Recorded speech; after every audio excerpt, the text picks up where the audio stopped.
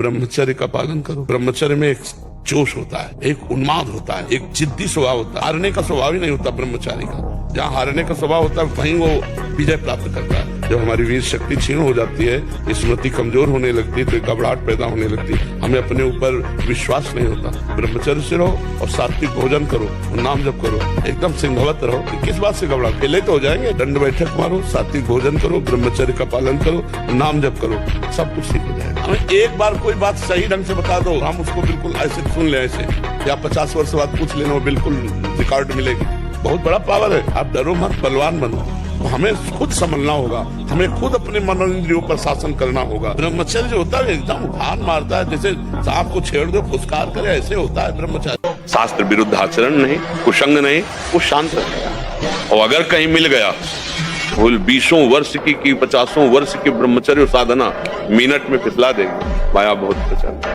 ब्रह्मचर्य को रक्षा करो। ब्रह्मचर्य तेजोमय ज्वलंत शक्ति। ब्रह्मचर्य होता है एकदम उफान मारता है। ब्रह्मचारी होता है उसका खिला हुआ चेहरा। ब्रह्मचर्य है हमारा जीवन आनंदमय। हर डिपार्टमेंट की नींव है ब्रह्मचर्य। हमारे ब्रह्मचर्य का बहुत बड़ा हमारे मानव जीवन पर प्रभाव। अभी आप 1 साल ब्रह्मचर्य, ब्रह्मचर्य ये सनातन धर्म का लंबे समय तक ब्रह्मचर्य चारों पुरुषार्थों का मूल है। ब्रह्मचर्य सबके लिए, इसको धारण करने वाला कभी अकाल मृत्यु से ने मना किया है। चैन से जी नहीं पा रहे हैं जब से तुम्हें सुना। पता नहीं कौन सा भूत छोड़ दिया हमारे दिमाग में। तो एक कह रहे थे कि बहुत हिम्मत करके फिर शराब के ठेके गए, वहां देखा आप पड़े हो पिलो के। सर्वस्व का चाहे नाश हो जाए, पर चरित्र नष्ट नहीं होगा और धर्म नष्ट नहीं होगा। अपने मन के ऊपर हर समय दृष्टि रखनी है। उपासक शब्द इसीलिए है, इसे ही पुरुष नहीं रख सकता। उपासक को हर समय मन पर दृष्टि रखना है। क्या सोच रहा है, ऐसा क्यों सोच लिया इसने, ऐसा क्यों प्रेरणा है? क्या हमारा भोजन गलत हुआ, क्या संग गलत हुआ, क्या हुआ? पूरी जांच हो रही। आप सच्ची मानना, प्रारंभिक बात तो अलग है कि मन पूर्वश, नहीं तो ऐसा नहीं है कि काम के विषय में सोचने लगे, ये लोभ के विषय, ऐसा नहीं है। आपका संग गलत हुआ, आपका दर्शन गलत हुआ, आपका गलत श्रवण हुआ, भोजन गलत हुआ, तो ही हो सकता है।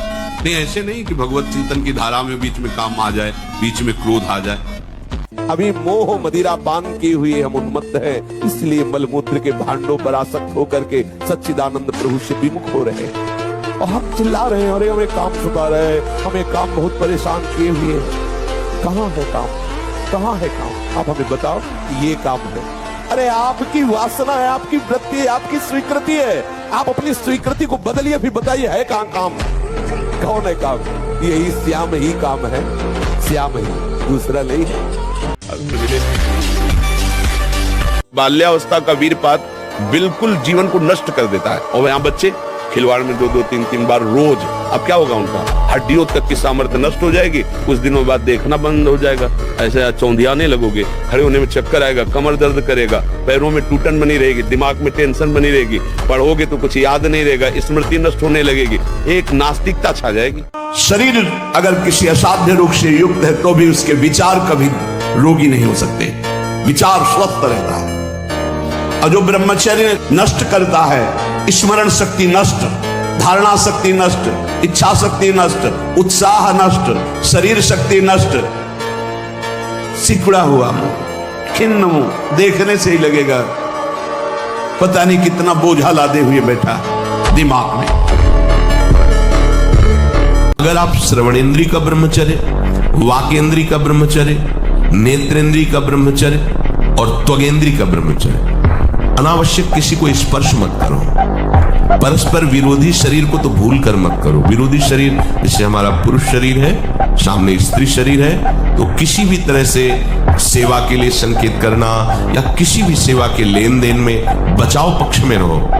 यहां रख दीजिए सामान, फिर आप उठा लीजिए। सीधे हाथ में सामान लेना नहीं, सीधे हाथ में सामान देना नहीं। आजीवन ब्रह्मचर्य रहकर भजन करना चाहिए। सह जाए तो कितने बच्चे बच्चियां भजन कर रहे हैं जिन्होंने ब्याह ही नहीं किया है, सब नौजवान हैं और सब हाथ में माला, कंठी, तिलक, किसी को देखेंगे भी नहीं। बच के रहे, क्योंकि आकर्षण बहुत बुरा होता है। समाज में रहना है, वो आकर्षण है, पर अगर भक्ति शुद्ध है तो कोई परास्त नहीं कर सकता, नहीं तो बहुत कठिन है। अगर हम ब्रह्मचर्य नहीं रहेंगे तो व्यभिचार करेंगे, व्यभिचार करेंगे तो बिल्कुल नरकगामी हो जाएंगे। इससे अच्छा है कि हम किसी एक पुरुष को स्वीकार करके धर्म पूर्वक भगवत आराधना करते हुए फिर चले। और जिनको ये हिम्मत है तो कदापि किसी की तरफ आंख न उठाए और अपने जीवन को जीना सीखे, क्योंकि भगवान ने आपको बल दिया है, कोई बाल बांका नहीं कर सकता। ब्रह्मचर्य रहता है उसमें एक सुंदर है उपासक, एक काम वासना अनेक प्रकार से फंसाती है। उस काम वासना में कभी कोई आज तक तृप्त नहीं हुआ है, और ये सबसे तीव्र आकर्षण करती है। इसका जो आक्रमण होता है वो विचार के लिए अवसर नहीं रखता। ध्यान दीजिए, काम का आकर्षण विचार का अवसर नहीं देता कि आप बैठकर उस पर विचार करें। तरंगवत हुआ, समुद्रवत फैल गया और क्रिया में लगा दिया। कारण बताया, मूल कारण ब्रह्मचर्य। हाँ। जी सबसे बड़ा तो यही लग रहा है अभी कि 100 में से 95 तो इसी में। ब्रह्मचर्य जो होता है एकदम उफान मारता है, जैसे सांप को छेड़ दो तो सांप करे, ऐसे होता है ब्रह्मचारी। जरा सा उनके अपमान की वृद्धि कर दी ना परशुराम जी के पिता, काट के फेंक दिया। 21 बार क्षत्रियों को पीस चुके, विश्व के क्षत्रियों। उसका ब्रह्मचर्य तो था। शास्त्रा बाबू अर्जुन के सामने कोई खड़ा होने का अधिकार नहीं रखता था। युद्ध के बाद काट के फेंक दिया।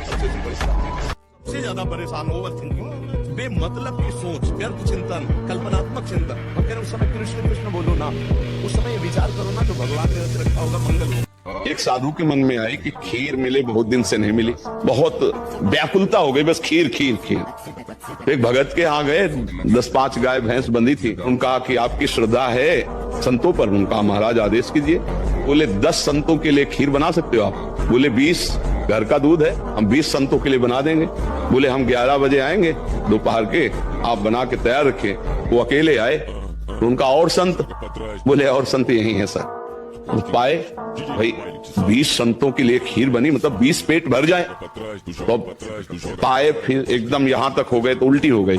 फिर मिलाया उसे, फिर मन कह रहा नहीं अब खीर नहीं चाहिए। बोले नहीं, खाओ खाओ खीर।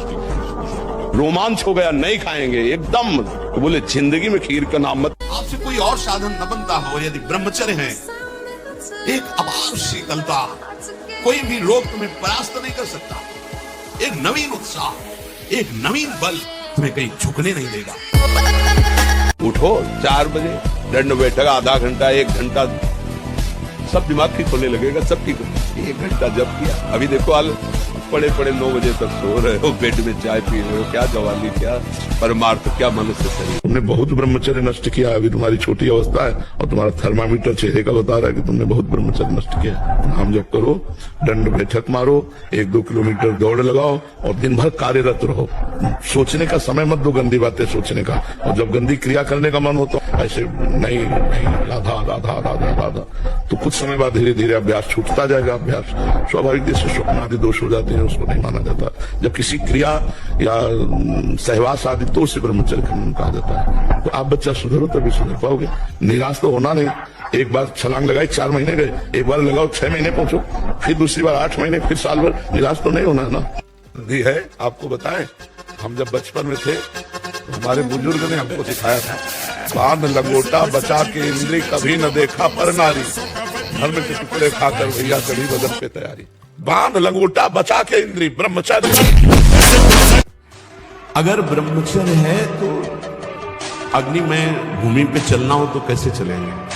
ऐसे इसकी चाल होने लगती, इतनी तीव्रता, इतनी उज्ज्वलता, इतनी उसमें चेतना शक्ति जागृत होती है कि हर काम में उत्साह, रात दिन मेहनत करने पर भी कभी थकान नहीं, नींद न लेने पर भी प्रमाद आलस्य नहीं। बहुत से मान सद्गुण ब्रह्मचर्य में। ब्रह्मचर्य छीन होने मत देना। फिर आपको देखो अपने आप ब्रह्मचर्य आपको पढ़ाई में न लगा दे तो बताना। आपको सच्ची कहते हैं, इतना ब्रह्मचर्य में ताकत है कि जैसे चतुरासी जी है तो जो प्यारो करे से है ना, वो ऐसे पीछे से ऐसे उल्टा सीधा दोनों तरफ से ग्रंथ याद। हम कह रहे हैं 20 वर्ष तक जवानी का गले था, उसको ब्रह्मचर्य में रखो, उसको काटो मत। और 20 के बाद जब ब्याह करो तो 20-25 वर्ष तक आप संसार के खेल खेलो, आप देखो कोई परास्त नहीं कर सकता। ब्रह्मचर्य में अपार सामर्थ्य है, अपार सामर्थ्य है। अंगद ने कहा, तुम जिसे बार बार मनुष्य कहता मैं उनका क्षुद्र दूत हूं रावण, देख मैं राम का दूत हूं, तेरी सभा में कोई पैर उठा दे ऐसा वीर नहीं पैदा हुआ। संयम विहीन जीवन, शुष्क उदासहीन पशुवत जीवन, पूर्ण ब्रह्मचर्य देश का, समाज का, आत्मा का, सबका परम लाभ। क्या है सुख? कौन सा सुख है? ब्रह्म। अगर इसे भोग लूं तो मैं सुखी हो जाऊं। लाखों बार करोड़ों बार भोग के देख लिया है कुछ, क्या हाथ लगा, फिर वही वासना, फिर वही तृष्णा, कह रहे हो मुझे माया पास है। अरे तुम खुद अज्ञानवश आसक्त हो रहे हो। कहां सुख है, कहां है, किसमें है, बताओ।